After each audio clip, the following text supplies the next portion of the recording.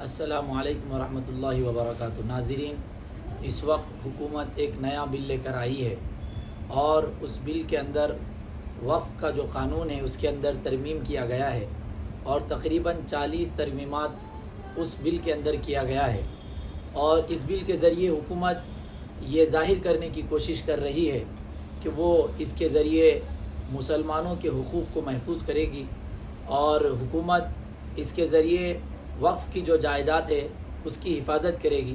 لیکن حقیقت یہ ہے کہ حکومت اس بل کے ذریعے اور ان ترمیمات کے ذریعے وقف کی جو باقی زمینیں ہیں ان زمینوں کو ہڑپنا چاہتی ہے اور ان زمینوں پر اپنا قبضہ جمانا چاہتی ہے۔ آئیے ہم یہ سمجھتے ہیں کہ اسلامی نقطۂ نظر سے وقف کیا ہوتا ہے۔ وقف کہتے ہیں اپنی زمین کو اللہ کی رضا کے لیے اور بندوں کی نفع کے لیے اللہ کی راہ میں اس کو وقف کر دینا۔ جب کوئی انسان اپنی زمین کو وقف کرتا ہے تو وقف کرنے کے بعد جو وقف کرنے والا شخص ہے اس کی ملکیت سے وہ چیز نکل کر وہ اللہ کی ملکیت میں چلی جاتی ہے، اور اس کے بعد وہ وقف کرنے والا شخص بھی اگر یہ چاہے کہ اب اس میں تصرف کرے تو اس کا تصرف معتبر نہیں ہوتا اور وہ اس کے اندر تصرف نہیں کر سکتا ہے۔ تو وقف کی زمین وقف کرنے کے بعد وہ اللہ کی ملکیت میں چلی جاتی ہے۔ اب جس مقصد کے تحت واقف نے اس زمین کو وقف کیا ہو اس مقصد میں اس زمین کو استعمال کیا جائے گا، یا کوئی چیز اگر واقف نے وقف کیا ہے تو اس چیز کو اس مقصد میں استعمال کیا جائے گا۔ وقف کا فائدہ کیا ہے؟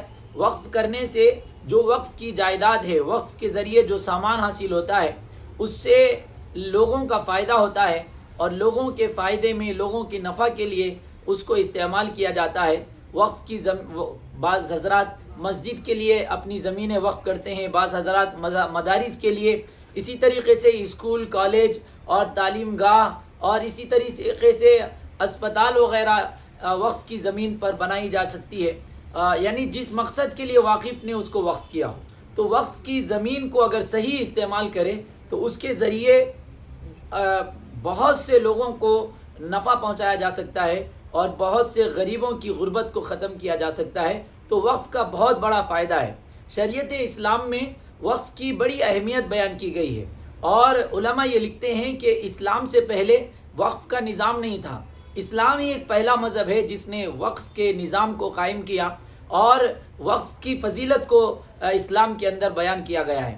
آپ دیکھیں گے کہ دور اول میں بھی صحابہ اکرام رضوان اللہ تعالیٰ علیہم اجمعین بڑھ چڑھ کر اس کام میں حصہ لیا کرتے تھے اور اپنی زمینیں، اپنی جائیداد اللہ کی راہ میں وقف کیا کرتے تھے۔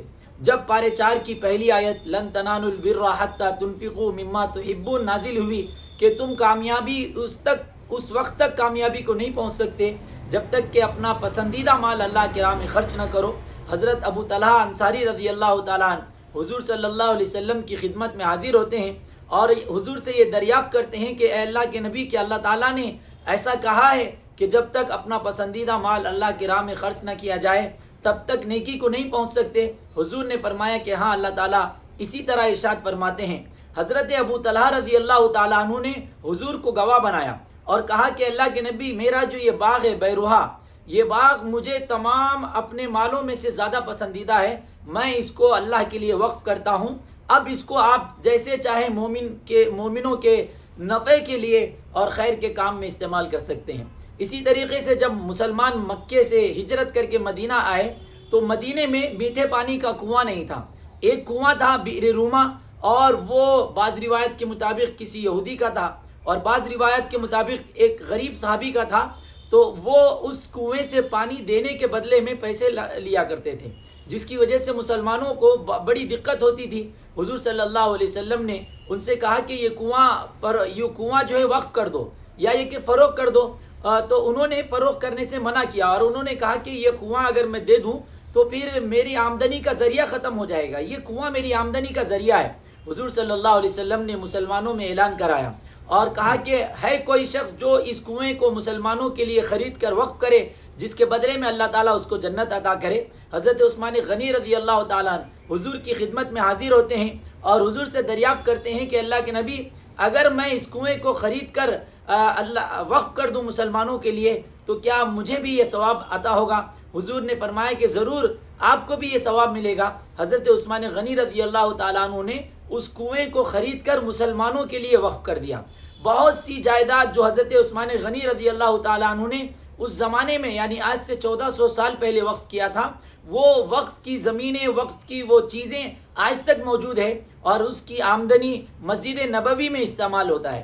تو یہ وقف کا ایک فائدہ ہے کہ انسان اس دنیا کو چھوڑ کر چلا جاتا ہے، لیکن اس کے ثواب کا سلسلہ جاری رہتا ہے۔ حضور صلی اللہ علیہ وسلم نے ارشاد فرمایا کہ بہترین وہ چیز جس کو تم چھوڑ کر جاؤ وہ 3 ہیں۔ ایک نیک صالح اولاد، کہ انسان مر جاتا ہے لیکن نیک صالح اولاد اپنے والدین کے لیے دعائیں کرتی ہیں اور اپنے والدین کے لیے ایصال ثواب کا اہتمام کرتے ہیں، جس کی وجہ سے والدین کو ثواب پہنچتا رہتا ہے۔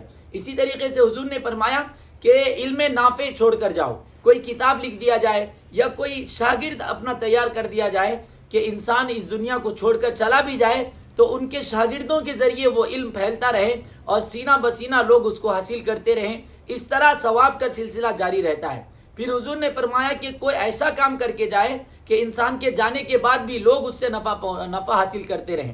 تو وقف ایک ایسا کام ہے کہ انسان چلا جاتا ہے لیکن جو زمین اس نے وقف کی ہے، جو جائیداد اس نے وقف کی ہے، جو چیز اس نے وقف کی ہے، اس چیز کا فائدہ لوگ حاصل کرتے رہتے ہیں اور اس واقف کو اس کا ثواب ملتا رہتا ہے۔ وقف جو ہے حضور صلی اللہ علیہ وسلم کے زمانے میں بھی ہوا، حضور کے بعد صحابہ نے، اور صحابہ کے بعد تابعین، تابعین، یعنی مسلمانوں کے اندر اس کا سلسلہ مسلسل چلتا رہا۔ جب مسلمان ہندوستان آئے تو مسلمانوں نے تقریباً 1000 سال یہاں پر حکومت کی۔ اس مدت میں بے شمار مالداروں نے، امیروں نے، رئیسوں نے اور نوابوں نے، اور اسی طریقے سے جس کو جو کچھ ہوتا تھا وہ اللہ کے راستے میں وقف کرتا تھا۔ کوئی زمینیں وقف کر دیتا تھا، کوئی اپنی عمارت وقف کر دیتا تھا کہ اس کے اندر تعلیم ہو، اور اسی طریقے سے بعض حضرات جو ہے مسافر خانہ بناتے تھے۔ بہت سارے خیر کے کاموں میں اپنی اپنی زمینیں، اپنی اپنی عمارتیں لوگ وقف کیا کرتے تھے۔ لیکن جب یہاں پر انگریزوں کی حکومت آئی تو انگریزوں نے اس وقف کی زمین پر قبضہ کیا، اور اس طرح بے شمار وقف کی زمینیں انگریزوں کے ہاتھ میں چلی گئی اور وقف سے وہ زمینیں نکل گئی۔ تو اس کے بعد ایک قانون کی ضرورت پڑی، بہت سی دفعہ قانون بنایا گیا، اور جو ایک اہم قانون بنا وہ 1995 میں 1995 میں وقف ایکٹ بنا، اور جس کے ذریعے وقف کی جو زمینیں تھیں ان زمینوں کی حفاظت کا اس کے اندر جو ہے گویا کہ ایک طریقہ اپنایا گیا کہ کیسے وقف کی زمینوں کی حفاظت کی جائے اور وقف کی زمینوں پر دوسروں کے قبضے سے روکا جائے۔ تو وقف کا یہ قانون 1995 میں بن چکا ہے۔ اب جو یہ حکومت قانون لا رہی ہے اس ایکٹ کے اندر جو ہے تبدیلی کرنا چاہ رہی ہے، اور تبدیلی کے ذریعے یہ چاہ رہے ہیں کہ کس طرح بقیہ جو وقف کی زمینیں ہیں اس کو ہڑپ لیا جائے۔ آپ کو معلوم ہونا چاہیے کہ وقف کی جتنی بھی زمینیں تھیں اس میں سے آدھے سے زیادہ زمینوں پر لوگوں نے قبضہ کر لیا ہے۔ بعض زمینوں پر ریاستی حکومتوں نے قبضہ کر لیا، بعض زمینوں پر کمپنیوں نے قبضہ کر لیا، اور بعض زمینوں پر جو پاورفل آدمی ہوتا تھا، شخصیتوں نے اس کو قبضہ کر لیا۔ اب جو تھوڑی بہت زمینیں باقی ہیں حکومت اس کو بھی گندی نگاہ سے دیکھ رہی ہے، اور ان کا منشا یہ ہے کہ کس طرح اس کو ہڑپ لیا جائے اور اس کو وقف کی ملکیت سے اس کو نکال دیا جائے۔ آپ کو یہ چیز بھی معلوم ہونا چاہیے کہ وقف کرنے کے لیے سب سے پہلے شریعت اسلام نے طریقہ بتلایا ہے کہ وقف کرنا ہے تو کیسے کرنا ہے، کون سی زمین وقف کرنا ہے، پھر وقف کی زمین کو کیسے استعمال کرنا ہے۔ یہ ساری چیزیں فقہ کے اندر موجود ہے۔ ہمیں کوئی ضرورت نہیں اس بات کی کہ کوئی حکومت آئے اور آ کر وہ ہمیں بتلائے کہ وقف کی زمین کو کس طرح استعمال کرنا ہے، کس طرح وقف کرنا ہے۔ شریعت اسلامیہ یہ کوئی آدھا ادھورا اسلام نہیں ہے، یہ کوئی آدھا ادھورا دین نہیں ہے دوسرے لوگوں کے دین و مذہب کی طرح کہ اس کے اندر جو ہے وقتاً فوقتاً اس کے اندر اضافے کی ضرورت پڑے یا کمی کی ضرورت پڑے۔ ایک کامل و مکمل دین و اسلام اللہ تعالیٰ نے ہمیں عطا فرمایا ہے۔ اس کے اندر نہ رائے کے دانے کے برابر اضافہ کیا جا سکتا ہے اور نہ اس کے اندر کمی کی جا سکتی ہے۔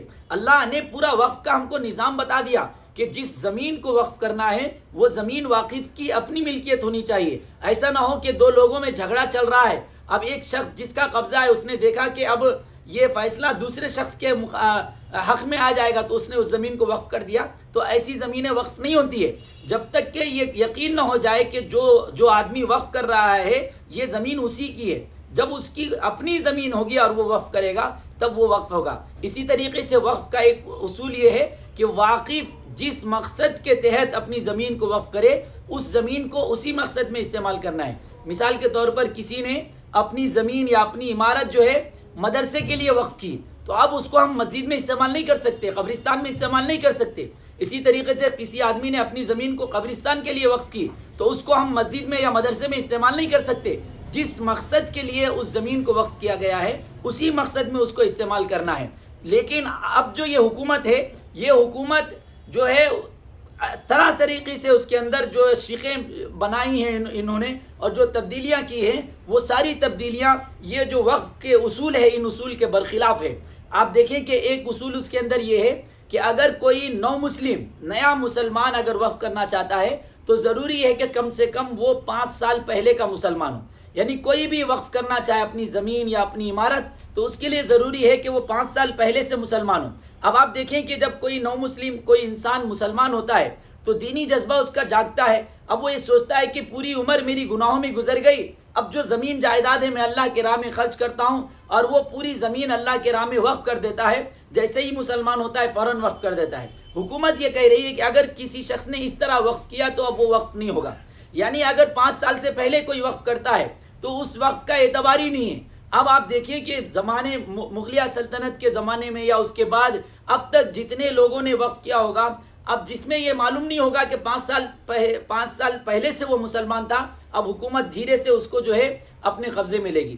اسی طریقے سے اس کے اندر ایک شیخ یہ بھی ہے کہ جو وقف کی زمینیں ہیں اور وقف کی زمینوں سے جو آمدنی ہونے والی ہے ان آمدنی کو حکومت، مرکزی حکومت مصالح خیر میں یعنی عوام کے فائدے کی چیزوں میں اپنے اعتبار سے خرچ کرے گی۔